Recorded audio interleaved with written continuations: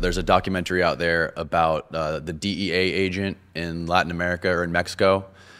And there's people that, in that documentary, they accuse you of being tied to the murder of the DEA agent. You're familiar Kiki with that? Camarena. Kiki Camarena, yeah. Yeah, we've been aware of that, yeah. What is your response to those people? No. It's absolutely lie. First of all, I can prove where I was during that day, and especially now. I have, since I knew that thing was happening, I was taking note of the thing that I do every day, okay? And now more. In 1993, I started writing everything in detail, what I do every day. So you tell me that I did something 1995, September 4, 3 o'clock in the afternoon. I can tell you exactly where I was, who do I met, what I did, what did I eat, everything. Mm-hmm. When Kiki Camarena, when they claim the day I was supposed to be killing Kiki Camarena, I have a phone call with the White House. That's when they called me that day to tell me that General Gorman wanted to talk to me, and they gave me a phone number to call General Gorman in Panama. That day I had a meeting with Perry Rifkin, the director of immigration here in Miami, with Pedro Reboredo, the mayor of the city of West Miami.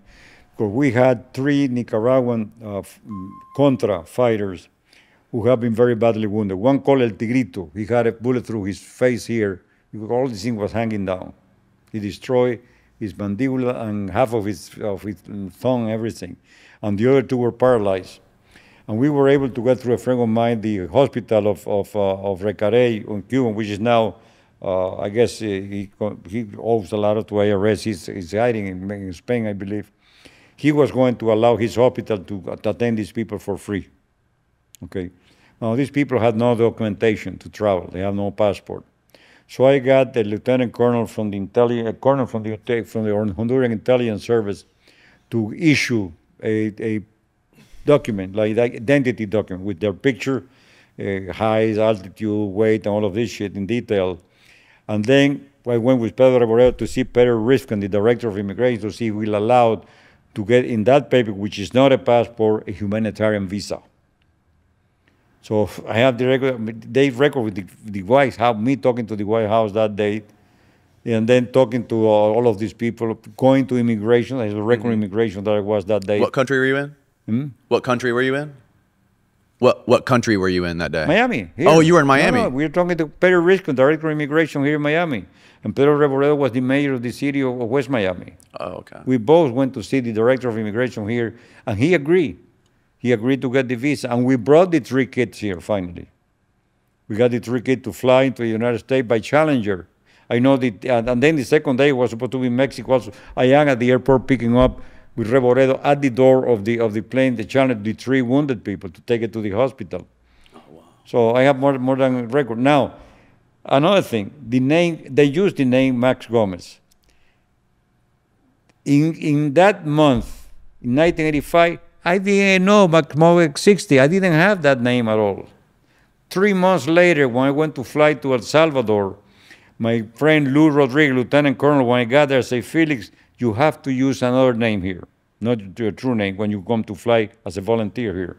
I am going to give you the name of Máximo Gómez. Máximo Gómez was a Dominican sergeant in the army in Dominica who became not a generalissimo in the Cuban War of Independence. He was Dominican. And he said Dominican who flew for the freedom of Cuba, you are a Cuban flying for the freedom of El Salvador. So I want to give you the number of Max Gómez. So when I supposedly was in Mexico using Max Gómez, nobody knew that name. The name didn't exist at that time. Right. They came up 2 or 3 months later when I went to El Salvador. Do you think it's possible there was a CIA agent there during the torture at Kiki? No. No. Bullshit.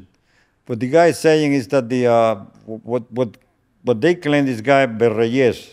Berreyes is one of the I have the copy of the because I called the DA people, and I contacted the guy from the DA and said, look, let me send you what the DA put out the same day that this guy started telling that they were the one CIA involved in Kiki Camarena. The name was David Wilson. David Wilson was not recently, when they came out with this thing on Amazon Prime, they had the last narc. They dedicated the fourth chapter to me. When that thing happened, this guy, David Wilson, was the director of the retiree for DEA, which is not called DEA retiree. They're called Association of Federal Former Narcotics Agents. That's the signal for the retiree from the DEA.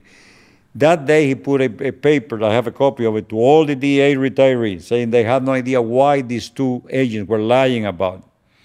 They didn't help her. First of all, the Rodriguez claimed that he was in charge of Kiki Camerana. He was never in charge of Kiki Camarana's death investigation at all. And they didn't know why they were lying, because that will hurt the real guy who did it, who was Caro Quintero.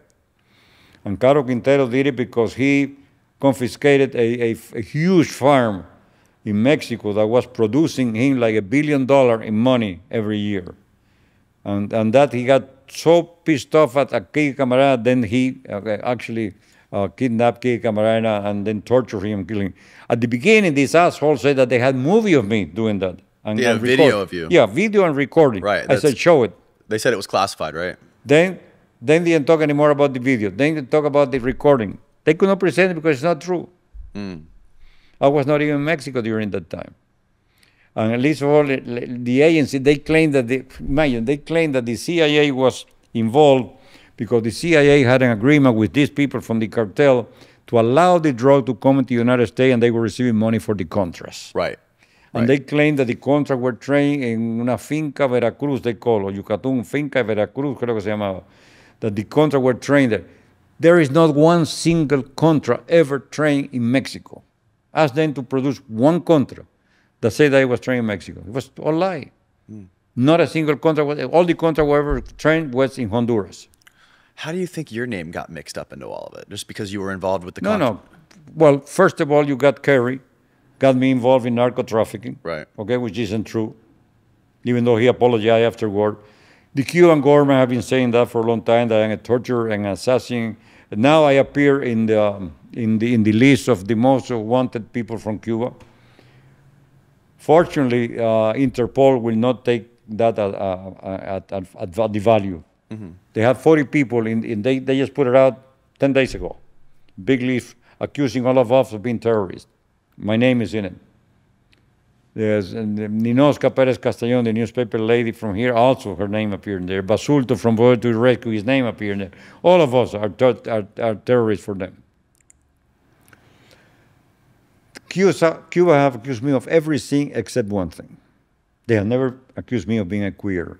But other than that, every single thing in the book they are throwing at me, except that. Well, you're doing good on that front, I guess. Yeah.